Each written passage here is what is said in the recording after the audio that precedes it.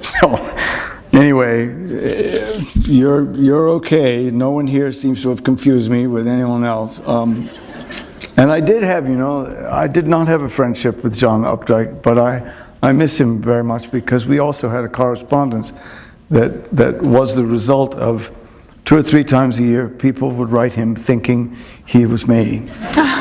and a similar number of times people would write me thinking I was Mr. Updike. And so we had the occasion to write each other to say, well, here are these people again, and we, here's just some moron thinks I wrote couples. And we would pass these notes back and forth. And he said the funniest thing in one of his notes back to me. He said, I've been thinking about this, but it can't be because we're both named John.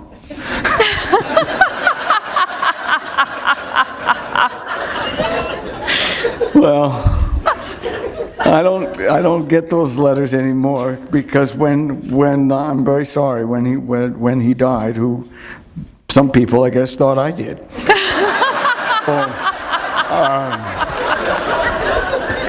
I don't get that anymore, And to be honest, I sort of miss it. There are 2 questions about the theme of searching, as you put it. Well, people are looking for things. Yes, I think searching is one of the most arresting things that you feel as a young person. You are searching for who you're going to be and who you're going to become, and hopefully that time in your life coincides with when it is that you read those books that help you.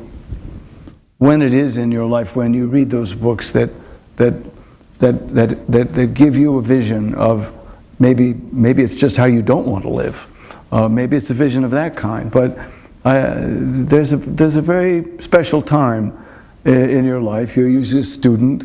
You're in your teens. You're in your 20s still, but you're evolving very quickly and in a very exciting fashion. And if you read the right books at that time, those books will mean more to you than they ever could have meant to you at an older age or when you were too young. Right, and so searching is such a. I've said before about how I like young people.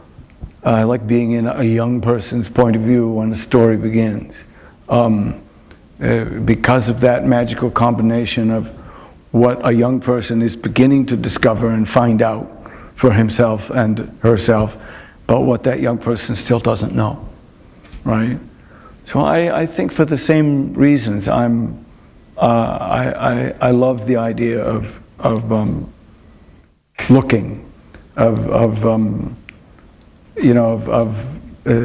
searching for someone. Certainly, there's a lot of that in Dickens. Certainly, there's a lot of that in Melville, and it is from Melville too that I take the advice he gave, which has resonated with me for so long, and that's about the fearful part of what you write.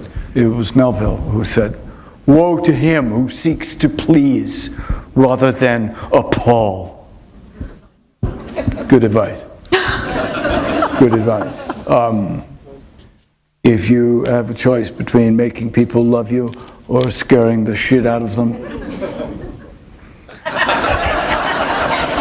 well, you know what to do. Here's a funny question. I'm surprised more people don't ask me this question, but every once in a while it appears, which is a question about how I name characters, where my names come from. I used to be asked that more than I am lately, and I think a part of the reason for that is that the names in my novels used to be more deliberately odd or Dickensian. Lots of names that were chosen to sort of represent how people sounded or how people looked. Really odd names. self-consciously odd names. When I chose the name of the suicidal character in The Water Method Man, whose name is Merrill Overturf, I had no idea that many years later a person named Overturf would present herself to me and say that she'd always wondered where I got that name. And I said, where I get most of my names, which is from a phone directory. And she wasn't amused. And she said, I don't suppose that would have been a phone directory from Cedar Rapids, Iowa, would it? And I said, well, come to think of it, it might have been. Because I was living in the vicinity of Iowa City at the time I was writing parts of The Water Method Man. And she said, that was my father, and he killed himself. So I got a little more careful after that. When I looked up a name in a phone directory, I tried to make sure there was more than one Overturf. But that is where that name came from. And I had no idea or no knowledge of who that person was. So after that, I tended to look for names that were a little more, shall we say, commonplace, a little more of an ordinary kind. Owen Meany was fun. In any phone directory of northern New England, but including enough south to bring in the Boston area, you got a lot of people named Meany. It's a very common New England name. Also, Owen is a very common first name, but I could in no case find the two of them together. So I took the name of Owen, a popular New England name, and the name of Meany, a common last name, and put them together. I live by phone directories. I want people who come from a certain part of the country or a certain place to, even if it's an odd name, I want there to be more than one with the, I'm apologizing, with the terrible exception of Mr. Overturf, who I apologize for every once in a while. What is your favorite line in one person? Well, that's pretty easy. It is that line, of course, that Miss Frost says to Billy when he says, you're a man, you're a transsexual. And she says, my dear boy, please don't put a label on me. Don't make me a category before you get to know me. And that, of course, is what Billy has to say to someone at the end of this novel. It is a line about sexual identity, because sexual identity, I think, works two ways. The harder it is to earn yours, the more right you have to have a chip on your shoulder about asserting your right to have it. If you can just take it for granted and fall into what your sexual identity is, well, good for you. But the more of a sexual minority the world makes you feel, I think the more, the harder it is to come by that identity. The more struggle and pain you've got to go through to get there. And when you get there, don't tolerate the intolerant people who question what that identity is. Also, I felt very strongly about Miss Frost and Billy, my bisexual character, that they would be very comfortable speaking of themselves as they are, but it's not a label they want other people to put on them. See what I mean? Sexual identity thing, I think, works both ways. Have you begun a last novel? And if you've begun a last novel, what is the last sentence?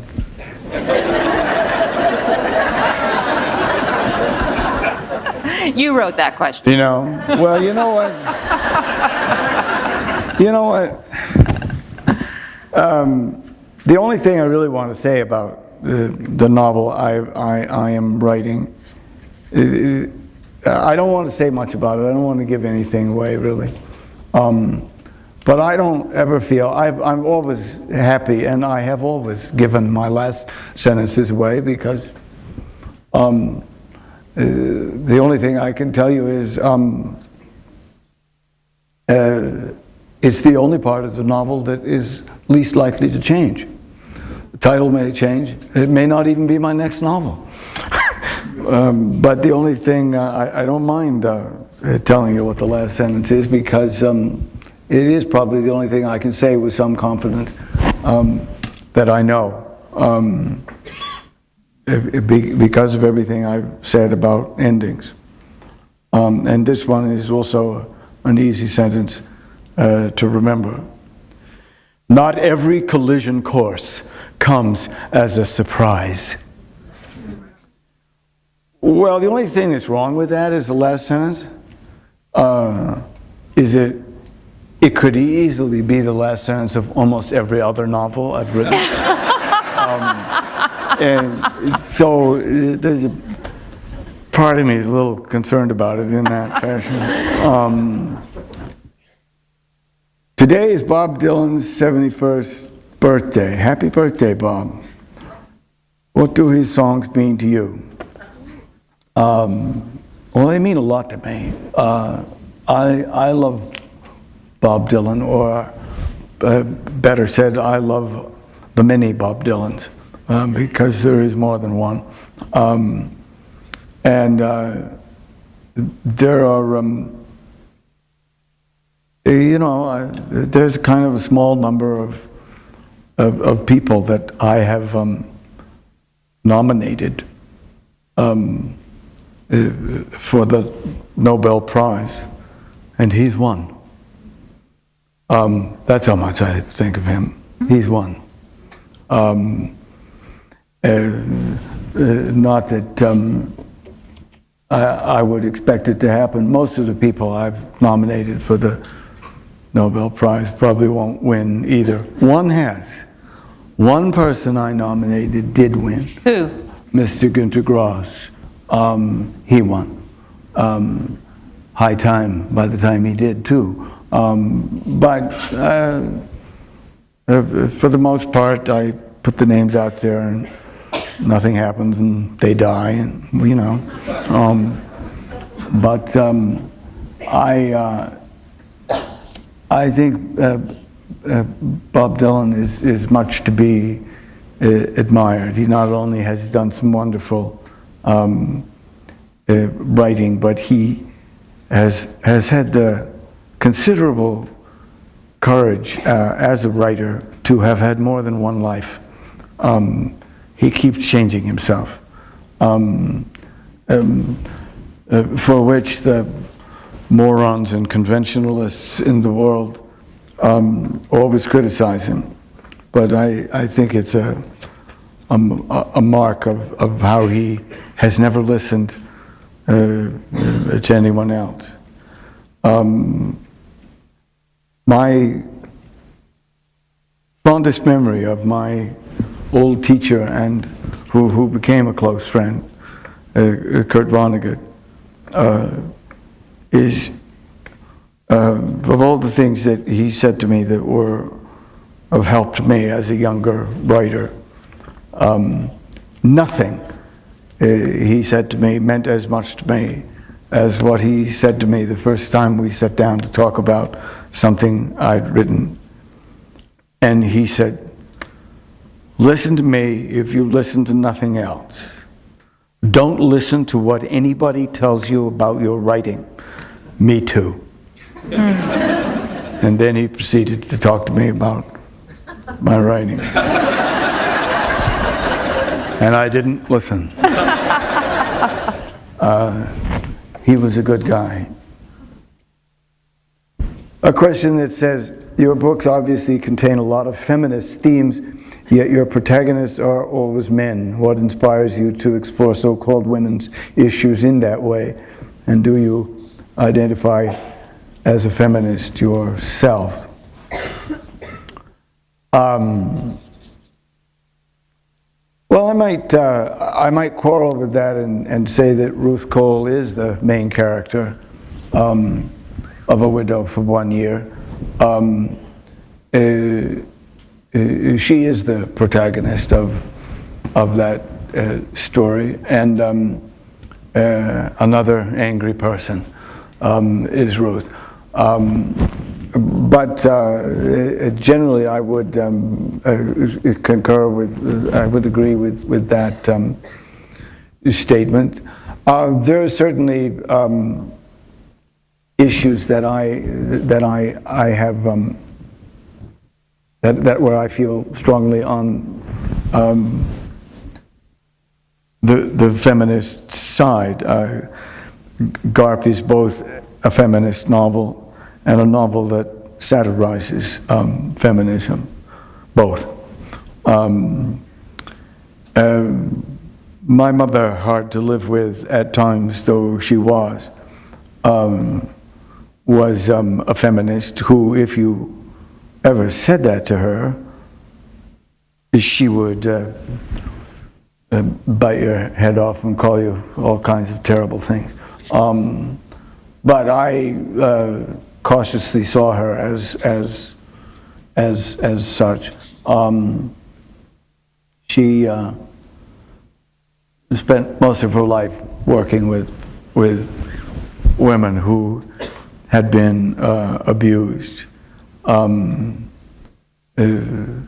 coaching them, being a nurse to them, in some cases encouraging them to prosecute and put in jail forever the people who had abused them, who were, of course, 9 times out of 10, members of their own families. So that's kind of what she did, and she was a woman who kind of brought her work home with her when she came home, you know. So I certainly heard about it. A question, I'm not going to get to all of these, but a question about The World According to Garf. Was it enjoyable writing The World According to Garf, or as enjoyable as it was for most readers? Well, for what I've said before, no. Garf is an angry novel, and it's about people who behave badly. No, it wasn't enjoyable. That the last 2 of my novels were dedicated to Everett. That novel was dedicated to my 2 older sons, Colin and Brendan, who were both very young at the time I wrote it. And for most of the writing of that novel, because it is so focused and so pointed to the death of a child, there were times when I was writing that book when I had a hard time looking at those 2 boys to whom that novel is dedicated. So I can't ever say exactly that it wasn't enjoyable experiences. But you know, my books, for the most part, for me, are largely masochistic. And maybe that is a sort of cheerful note on which to end. Thank you.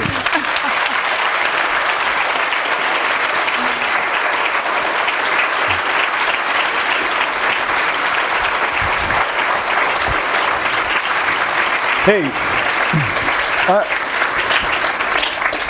I'm going to say just one other thing, because there have been people I know who, I know that some of you really care a lot about getting novels signed, and I just want to say something about that. Because I say no to signing books now, and I'm just not going to do it anymore. And I feel I have a little bit of a grounds to stand on because of how many times I've broken the fingers of both of my hands. I have small hands, and my fingers were broken repeatedly in the 20 years that I wrestled. I have had many surgeries on my hands, and I wouldn't complain about it or care about it, except that I write my books in longhand, right? And I don't want to use my fingers up doing anything except writing a book. I don't want to use them up signing books, okay?